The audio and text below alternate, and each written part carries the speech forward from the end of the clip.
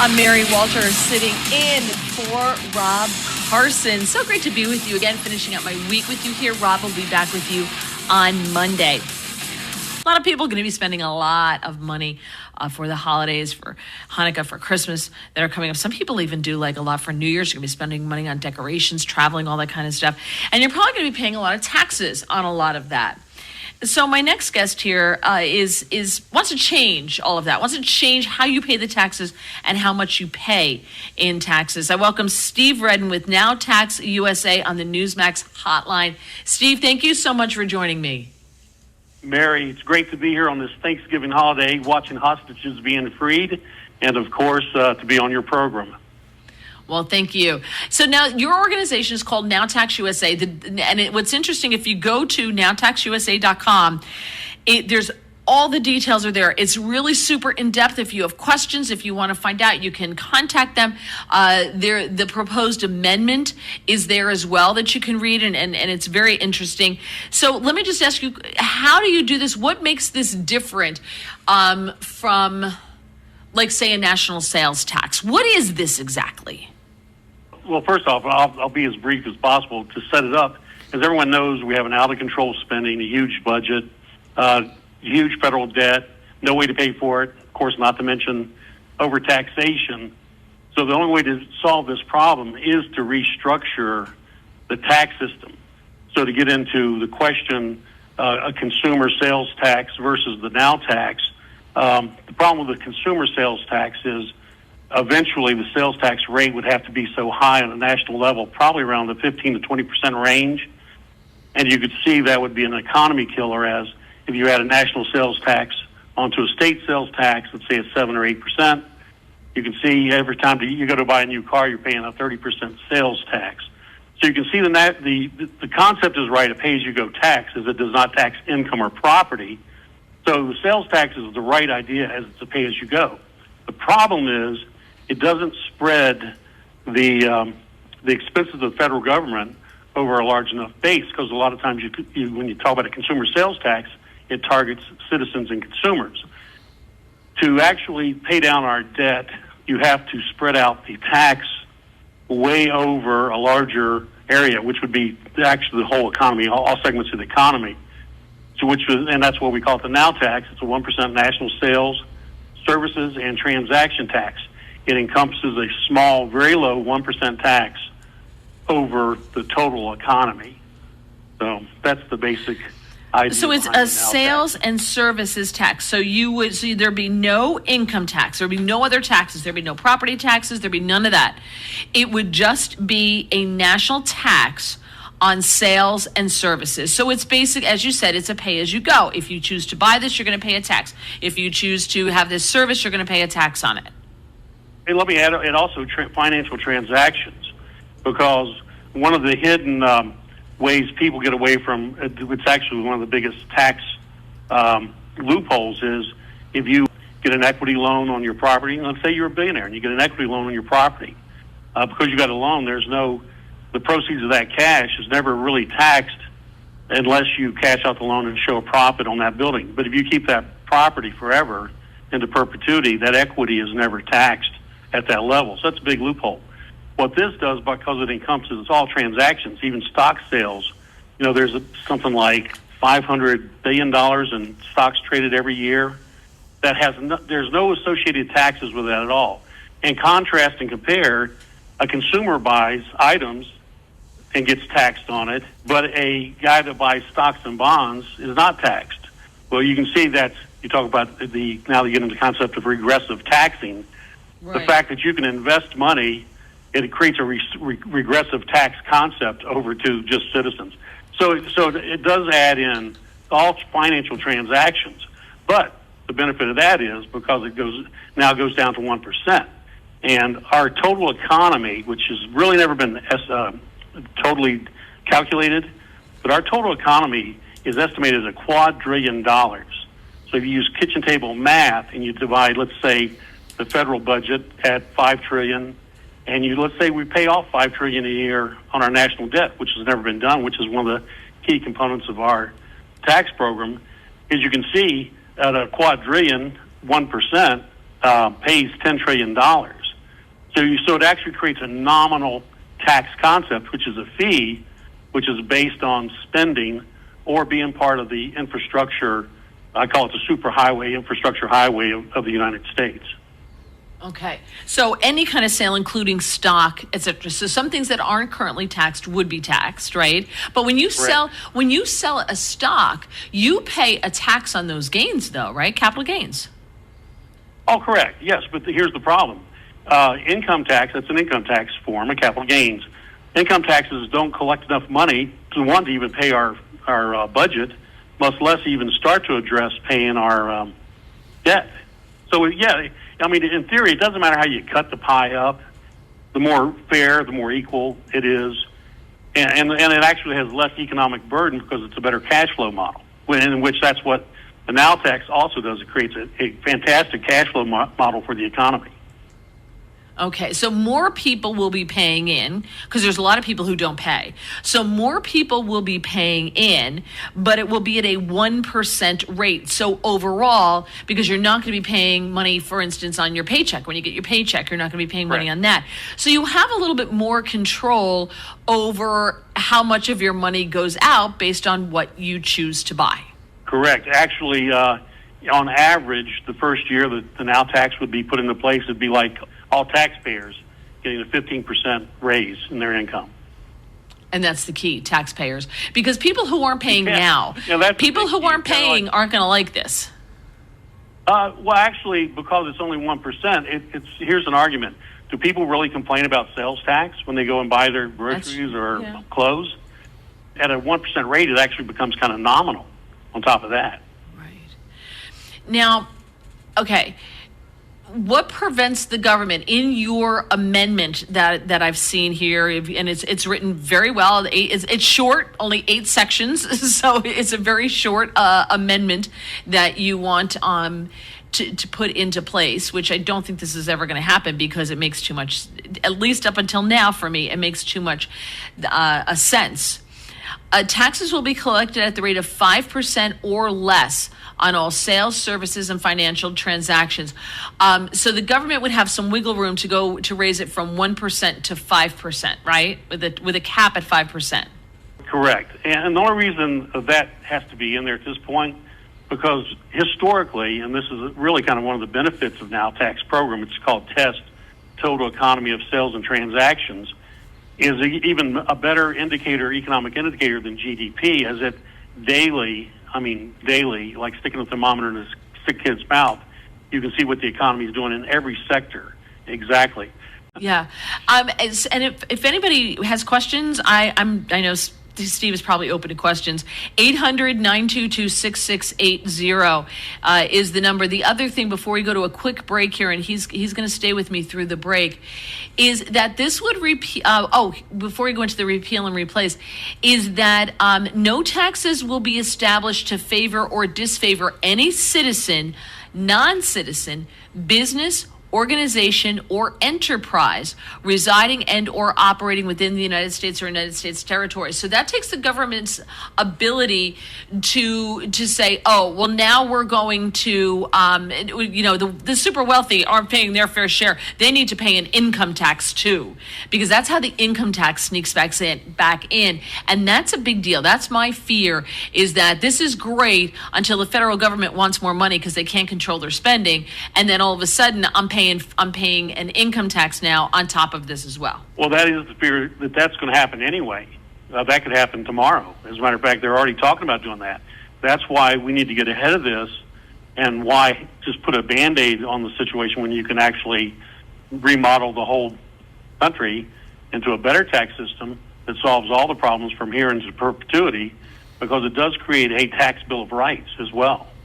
Right. All right. We're going to get more with Steve Redden from Now Tax USA. You can check it out online, Now Tax, all one word, USA.com. The Bill of Rights is there, that the amendment details, and so much more. All right.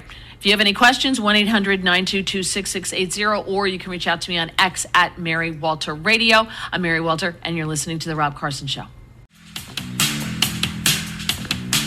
And And I'm Mary Walter in for Rob Carson with you on this Friday post-Turkey Day. I think a lot of people slept late this morning, all exhausted from their turkey. And what is it, the L-tryptophan that's in there? Makes everybody tired. My guest is Steve Redden from Now Tax USA on the Newsmax hotline. Steve, thank you for holding on with me. So we're talking about this tax would be a national sales tax, but the amendment that they want to get passed would abolish the 16th Amendment as we currently know it, and it would replace it with this amendment. And this would prevent the government from imposing any other kind of tax on someone, no matter who they are, super wealthy, Elon Musk, whomever, isn't going to pay more. He's just going to pay the national sales tax. And think about it. Elon Musk would probably buys a lot more high-priced items than you or I, right? So somebody who buys a yacht, for example, they're going to pay more than you or I when we go to buy, kids' clothes for school. The other thing this does is Section 4 here says that the law does not apply to money or funds transferred inside a citizen's and non-citizen's direct family or a single business's, a single organization's, or a single enterprise's financial accounts residing or operating in the United States, in federally regulated bank or financial accounts. So if I transfer something to somebody, so basically you're getting rid of the death tax is what's happening here, right? You could transfer to subsidiaries. You could transfer money to your children.